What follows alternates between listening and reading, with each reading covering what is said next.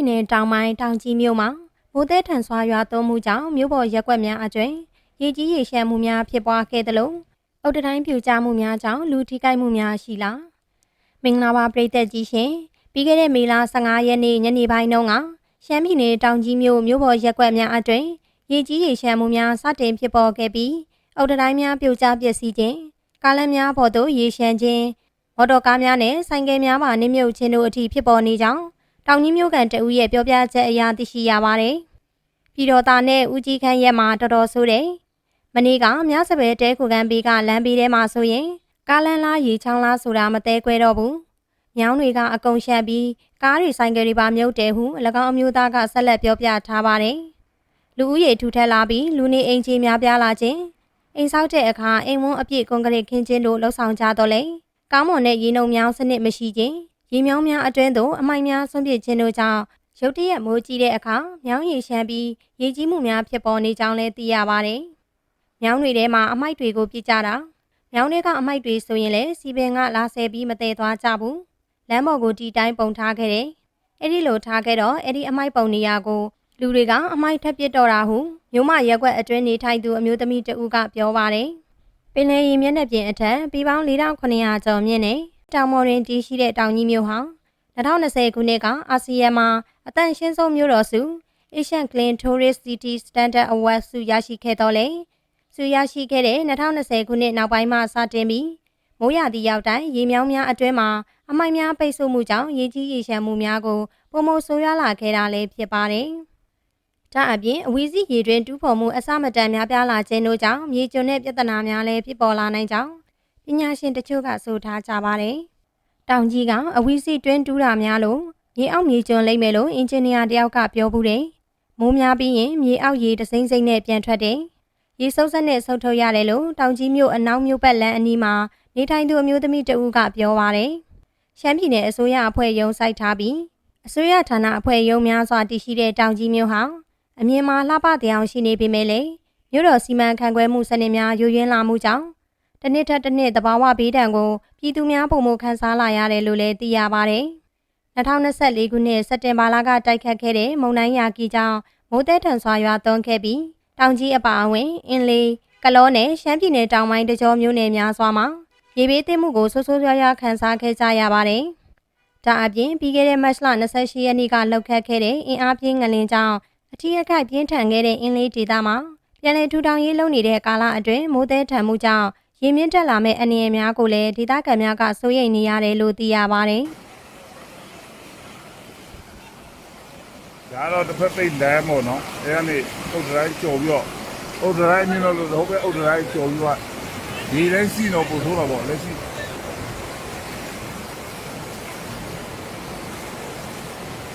ဒီကြီးနေမှုမြင်ကွင်းဖြစ်ပါတယ်။ဒီမှာကိုကျော်ရေးလက်ရှိကတော့ရေများတယ်နော်များတယ်ဒီတော်များတယ်ဘောလည်းကောကဲကွန်ကျော်မျိုးရေဘယ်လိုလုပ်မှာခေါ်ထုံးမလားကျိုးယူမလားဟုတ်လားကလေးကြံတယ်လားတန်တယ်အောင်ကြည့်ရဲ့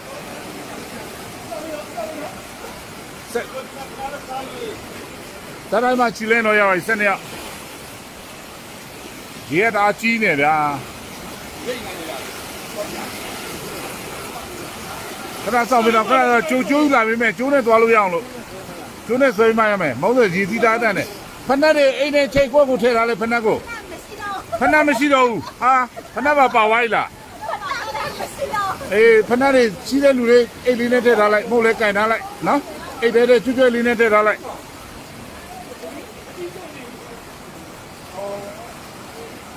အခုကဟာကျိုးသိယူနေလားကျိုးသိယူပါပြီဒီကနေ့ဒီမှာရှိတဲ့လူကိုအပြည့်ထုတ်ပေးပါနေထုတ်မယ်ပါလားโอเคဖန်ကြောင်းအမိုက်တဲလေးမြောင်းနဲ့အမိုက်မပြစ်ပါနဲ့ဗျာပြောချင်တာတစ်ဖက်လူကတော့ပြက်နာမြူခဏလေးဖြည့်ရှင်းလိုက်ရတော့ဗောနော်လက်ရှိမှာပိတ်တဲ့နေရာမှာအားလုံးအနေများပါတယ်ကျွန်တော်တို့လည်းအကုန်လုံးပါဖက်နဲ့တွေရောဘိုက်တဲတွေရောကျွန်တော်ဒူးပေါ်မှာတွေရောပတ်နေပါတယ်တန်ဆူးတွေလည်းစူးပါတယ် ခဏလေးတော့ဘောကလေးကိုရတဲ့ခဏနေပြီကျိုးယူတာပြီးတော့ရပြီ ဟုတ်မပူနဲ့ဘုံကြီးပိုးဆိုလဲပို့ပေးမယ် ကျိုးသွားပြီကျိုးသိမ်းနေဟိုကျိုးသိမ်းနေရကျိုးသိမ်းနေ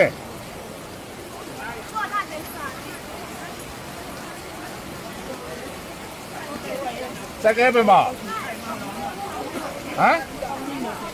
အနိုင်မိုက်လွယ်တော့လေနိုင်မိုက်လွယ်တော့လေစကဲနိုးလို့လည်းရမှာမဟုတ်တော့ဘူး มันแรกน่ะน้ำแรกน่ะมันจับว่า အနေခုမိုးဆွေဟုတ်ပါတယ်ကဲဤမြက်မုံကလာခဲ့လို့ရလားတဲ့လာခြင်းလာပါလို့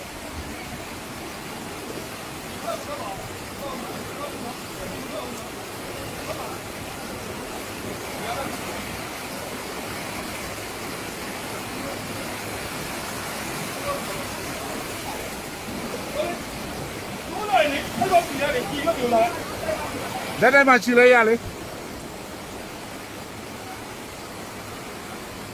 ကျော်သွေးကူမှာပဲရမှာအိုတတိုင်းနေပဲသွားမရမှာ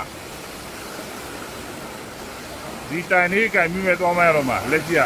ရည်စည်းသားကတော့ကျွန်တော်တို့တော့မနေပြတ်ထားတာဘိုးအသားကောင်းတော့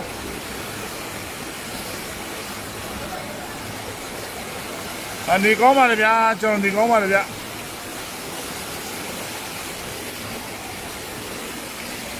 ကဲကျိုးတော့လာပြီ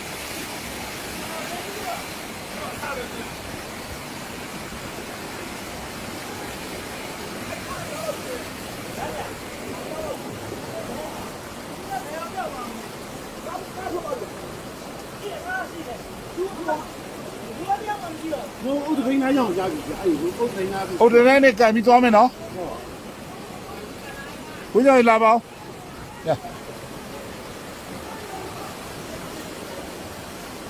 ဒီလည်းကြည့်လိုက်မယ်နော်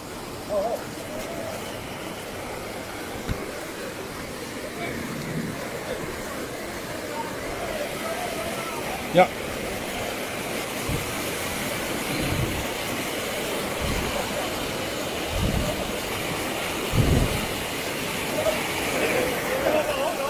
အိုတတိုင်းအဲ့လိုချီရတာ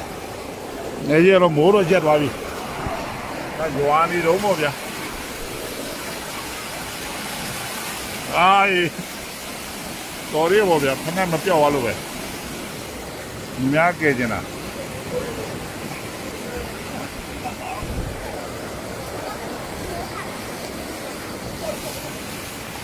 မီးရေ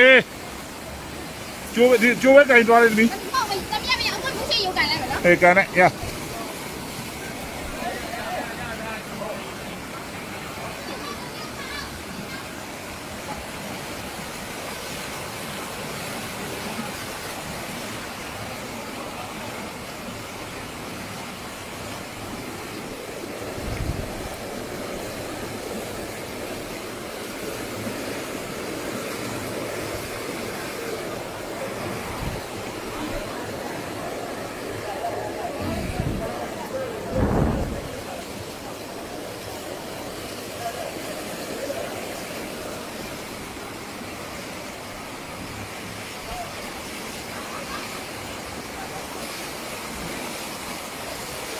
သမီးခေါင်းလေးရှိုးလိုက်ခေါင်းရှိုးလိုက်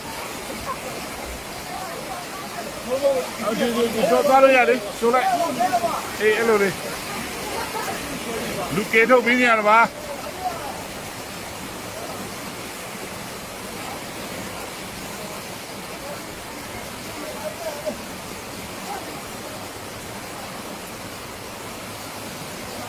ကျိုးပဲကင်ပြီးတော့ကျိုးပြီးကအေးညှိပြီး别！到头了吧，姚子？捉回来，赶紧把捉回来，一路回来，哎。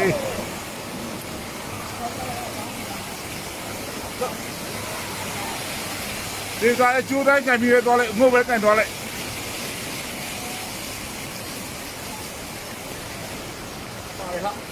ပါတယ်ပြင်းနေရည်သားပြင်းနေအောက်ပြန်ပြီးတော့ပါတယ်ဟုတ်တယ်လားမဟုတ်ဘူး အိမ်တော့ဘာမှမမြင်ဘူးလားအေး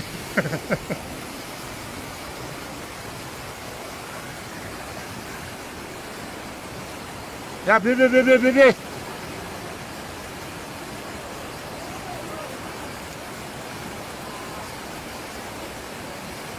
တ်တယ်ဟေးမင်းနေဟုတ်ကဲ့ပါပြေးဟုတ်ပဲနားရင်နေစီကျန်းလို့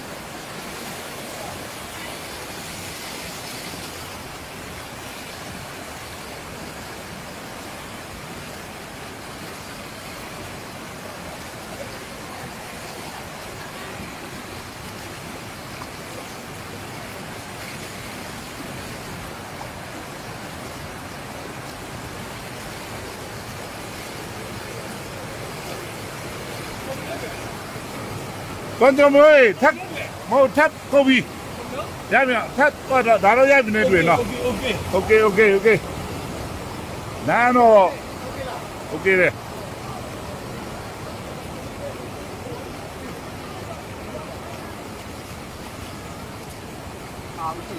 မင်္ဂလာပါဒါကြီးပြန်ကြသွားတော့ပါလက်ရှိရတော့ငါဒီဘက်လမ်းအခုမန်နီလိတ်ပေါ့နော်အရင်တော့တိမှာပါခဏတော့ဒီမှာတော့မိုးကောင်း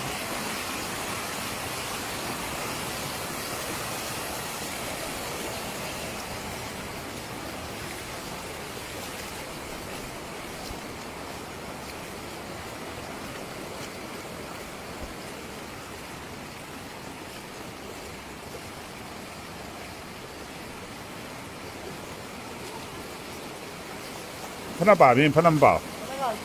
အေး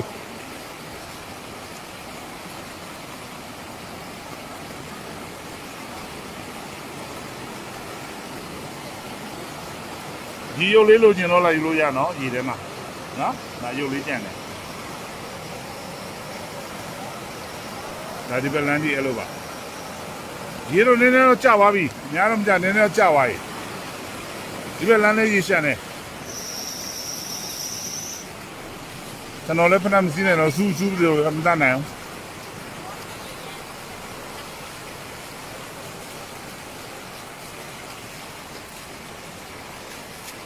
ဘူးဝေးမရေးဟုတ်ပါဗျာအားလုံးမြှဆက်တော့လူအထိကိမရှိရပဲကျေးဇူးတရားမှာမိုးတအားကောင်းတာဒီနေ့မှတောင်ကြီးမိုးမြတော့ကြာပြီအွန်လိုင်းဆိုင်းလိုင်းနဲ့ဟို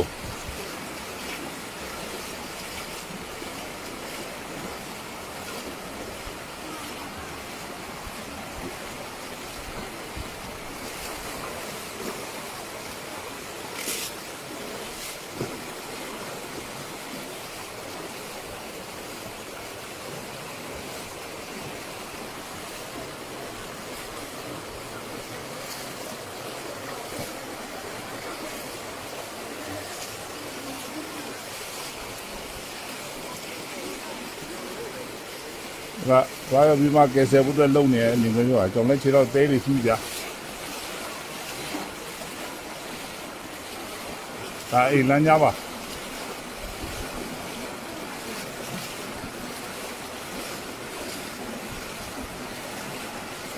အမလေးဟာရစူးပြီလား